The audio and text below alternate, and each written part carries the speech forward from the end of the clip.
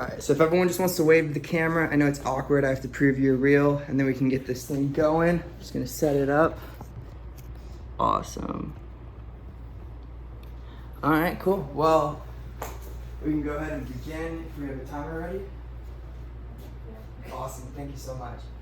So my name is Tucker, and I'm presenting a demonstration speech on folding origami.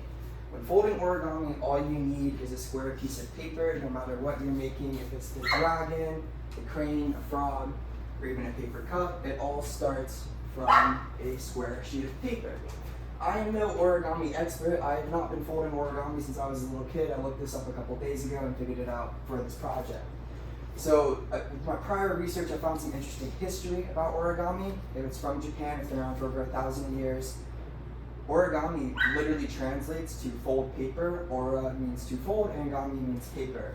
Origami vastly traveled to Europe and Spain because it was popular with the monarchs. They liked their square napkins to be folded in a nice and pretty fashion for royal dinners and stuff, and it continued to spread on then. Other resources I found, there is a research study on young adolescents in school, like 4th, 5th, and 6th grade, and they were giving them origami to figure out on their own, to work with their directional skills as well as their problem-solving skills, and it proved to help them in math and other subjects.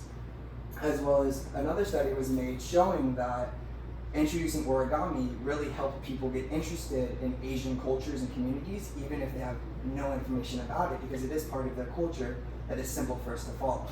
So like I said, today we're not going to be, folding a crane or anything. It's going to be very simple. It's a cup, and we were all given a square sheet of paper. So the first step is very easy. It's just folding the square into a triangle, and very simple first step. The only hard step is this one. It's not even that bad. There's a cheat code.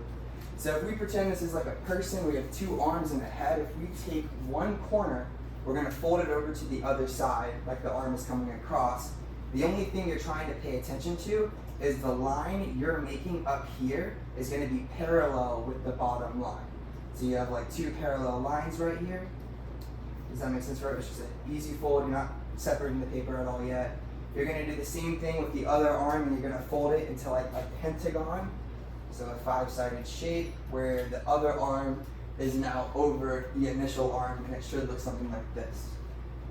The only step where it's going to get a little tricky is 5 to 6. You have 2 slits of paper at the top. You can take the first slip, and you can easily just fold it over everything if you wanted to. If you wanted to secure it, a little more difficult, but you could open the flap on your outermost arm and then tuck the piece into your origami so it holds nice and sturdy without unfolding itself. But if that's too difficult for you, there's absolutely no issue with you just folding the paper over everything nice and neatly. So it should look something like this with your final flap still sticking up. And once you get to that step, you can just fold that flap behind everything, getting you a nice little, I'm presuming it's called a parallelogram, right? And then you'll be able to see a little slit opening in your origami, and you can open that. If you wanted to press the bottom of the shape inward a little bit, it can hold the shape a little bit better. And as simple as that is, that's folding an origami cup. Was everyone able to get their cups? So what does this mean, right? I just taught you guys something useless of how to fold. How applicable is this?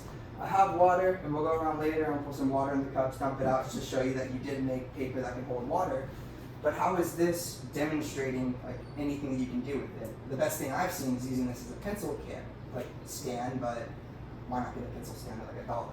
What this really shows about origami is that it's very simple. It starts from a piece of square paper like all other designs, and after patience and learning the steps and applying yourself, you can create something much bigger than what you started with.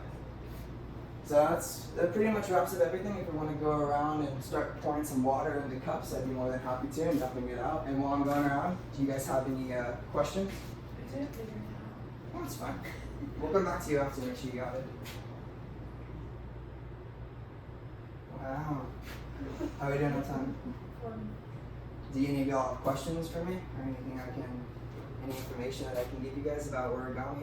Do you know how many different shapes you can make through origami? Like standard shapes or origami objects? Origami objects, I guess.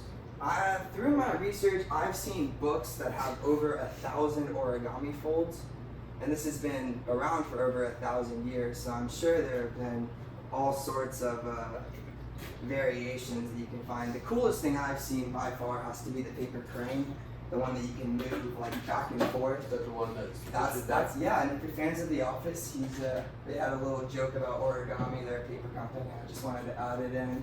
I like it. Any other questions you got? No? So like, what type of development do you think origami can help younger people?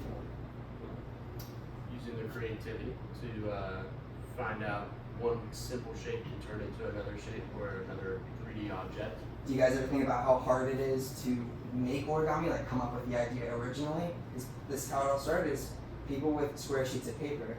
And there was actually memos that I learned that through the Chinese language, the folds in particular had certain names. So in their language alone, they had certain names for all of the folds that we did today, as well as across all sorts of origami shapes. And it's like their own different language just for origami, which has grown in a lot of popularity. And that kind of topples over introducing the Asian culture in non-Asian speaking or Chinese or Japanese speaking communities, because you can learn the names of those folds, and it teaches you roots of words. We've all learned how important that is, which can help you learn the language faster in like a fun way, kind of like how Duolingo has been discussing that. Time? 6 minutes. Well, that's all I have for you guys today. If we have any final questions, I'd be happy to help you. I can get with you after and run over the steps again. It's not too complicated, but anything else from you? No, that was Well, thank you for being a part of my presentation. I hope you all enjoy your knowledge of origami. Thank you.